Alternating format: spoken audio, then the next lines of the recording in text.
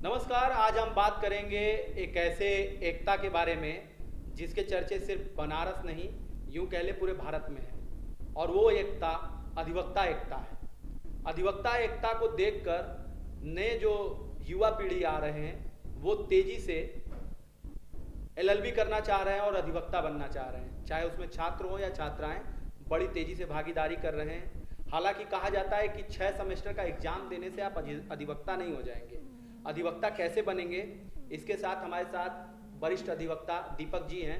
दीपक जी, अधिवक्ता की होड़ में बहुत से छात्र और छात्राएं हैं जिन्हें ये नहीं पता है कि सिक्स सेमेस्टर का एग्जाम देने से मात्र आप अधिवक्ता नहीं होंगे। अधिवक्ता कैसे बनेंगे ये हमारे वरिष्ठ अधिवक्ता बताने जा रहे हैं, आप ध्यान से सुनिएगा। जी दीपक जी। सबसे पहले तो हम आपको धन्यवाद ज्ञापित करते हैं कि आपने मुझे बुलाया। और अधिवक्ता बनने का जो प्रोसेस है, अधिवक्ता जो व्यक्ति बनता है उसको विधिक व्यवसायिक बोलते हैं। तो विधिक व्यवसाय करने के लिए भारत में अधिवक्ता एक्ट 1961 के तहत bar council of state bar council of बनाया गया है। पूरे स्टेट में state bar council of Uttar Pradesh हो गया, जैसे बिहार में बिहार हो गया, अन्य स्टेट के लिए अलग अलग हो गया। और उसके ऊपर उसको गवर्न कराने के लिए बार काउंसिल ऑफ इंडिया बनाया गया है। जो देश में बार काउंसिल ऑफ इंडिया एक है और अलग अलग स्टेट के लिए स्टेट बार काउंसिल ऑफ एक है। जिले में जहां आप विधिक व्यवसाय करना चाहते हैं वहां भी यूनियन या उनके संघ भी बनाए गए हैं जो अपने उस अधिवक्ता एक्ट से गवर्न करता है। लेकिन अधिवक्ता बनते कैसे हैं? जी, अधिवक्ता बनने के लिए सबसे पहले जिस स्टेट के हैं आप, उस स्टेट के बार काउंसिल में जा करके आपको रजिस्ट्रेशन कराना होता है। और रजिस्ट्रेशन कराने के बाद 2 साल के अंदर, रजिस्ट्रेशन के 2 साल के अंदर आपको AIB क्वालिफाई करना होता है, ऑल इंडिया बार एग्जामिनेशन। ऑल इंडिया बार एग्जामिनेशन का ये जो कॉन्सेप्ट है ये 2010 से लागू हुआ है। 2010 से पहले नहीं था। 2010 के पहले जो रजिस्टर्ड हो जाता था जाकर बार काउंसिल में, आपके स्टेट बार काउंसिल में, उसे अधिवक्ता मान लिया जाता था। लेकिन इसे लागू किया गया बार काउंसिल ऑफ इंडिया के द्वारा जी। और इसका फॉर्म अप्लाई किया जाता है। फॉर्म अप्लाई कर देंगे। फॉर्म भरने के बाद इसमें कुछ 3,3500 ऐसे फी भी लगते हैं। आपको परीक्षा देना होता है और ये जो एग्ज़ाम होता है ये ओपन बुक एग्ज़ाम होता है। लेकिन ओपन बुक एग्ज़ाम में भी इस एग्ज़ाम को अगर आपको क्वालिफाई करना है तो कम से कम आप जो 6 सेमेस्टर में पढ़ते हैं उस पूरे सेमेस्टर के जो विषय हैं उस विषय के विषय सूची को लगभग आपको याद करना होगा। यदि अगर आप विषय सूची भी याद कर लेते हैं तो ये मान के चलिए कि आप क्वालिफाई कर जाएंगे।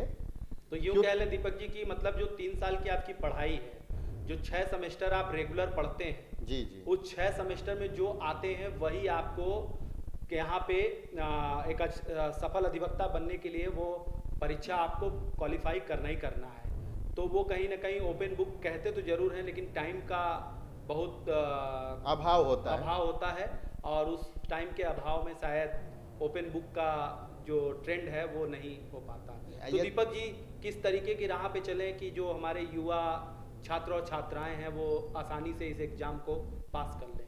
आसानी से पास करने के लिए आप 6 सेमेस्टर में जो भी बुक पढ़ते हैं आप उसका कम से कम हम ये कहेंगे कि कुछ जनरल एक्सेप्शंस टाइप की जो धाराएं हैं, जो विषय सूची में जो चीज़ें लिखी गई हैं, वो कब बनाया गया है, वो एक्ट इनएक्ट कब हुआ, एक्ट बनाने का क्या प्रोविज़न रहा, ये सब जनरल जानकारी तो हमें होना ही चाहिए।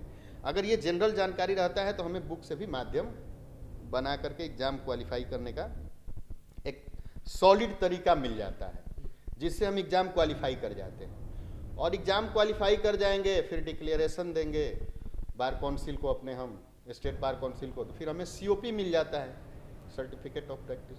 तो हम फिर एक पूर्ण अधिवक्ता के रूप में अपने बार एसोसिएशन में स्थापित हो जाते हैं। हालांकि इस पे बहुत सी मूवी बनी है, जॉली LLB 2, जॉली LLB 3 बहुत सी फिल्में भी आई हैं, लेकिन उन फिल्मों के बाद भी असल ज़िंदगी में एक सफल अधिवक्ता बनने के लिए प्रैक्टिस भी करना होता है। दीपक जी, काफ़ी साल का आपका भी प्रैक्टिस रहा है। ऐसे में जो एक भीड़ अधिवक्ताओं की आई है, जिसमें लगातार हमने देखी कि एक तस्वीर निकल के आई कि फर्जी अधिवक्ता हैं, काफ़ी सालों से प्रैक्टिस कर रहे हैं, उनको चिन्हित करके उन पे कार्रवाई भी की गई। लेकिन जो नए लड़के हैं, छात्र और छात्राएं हैं, उन्हें आप क्या टिप्स देना चाह रहे हैं जिससे वो सफल बन के प्रैक्टिस करने आए और जो मेरिट की वकालत है उसमें ज़्यादा ध्यान दें? मेरा देखिए मानना ये है कि आज भी भारत में जितना बड़ा विधि व्यवसाय का फील्ड है उतने अभी अधिवक्ता नहीं है, मेरा ये मानना है।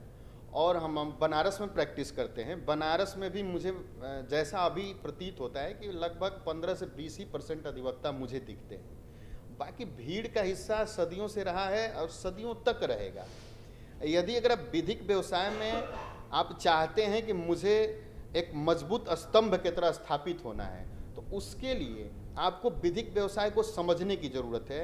एक अधिवक्ता सिर्फ कोट पैंट और बैंड लगा लेने से ही अधिवक्ता नहीं होता है, उसके कुछ नियम हैं। उसे जिंदगी में जब तक वो जीवित है तब तक उसे पढ़ना होता है।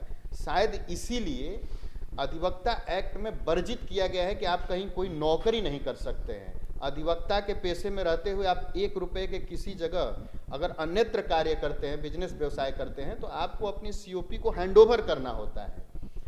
तो यदि आप सफल अधिवक्ता बनना चाहते हैं तो आपको विधि से प्राण और वायु की तरह जुड़ना होगा, तब आप एक सफल अधिवक्ता के रूप में स्थापित कर सकते हैं खुद को।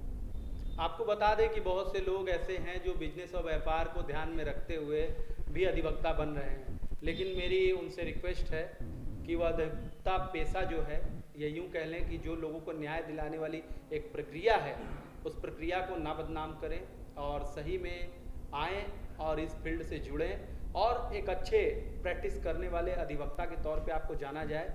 इसके लिए अपनी काबिलियत को निखारिए और मेरिट की वकालत करने वाले एक अधिवक्ता बनकर आप सामने आइए।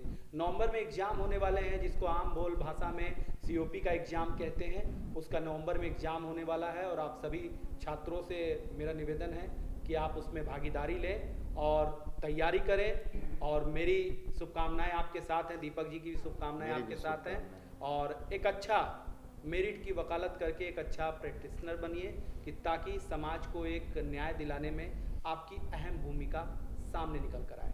नमस्कार।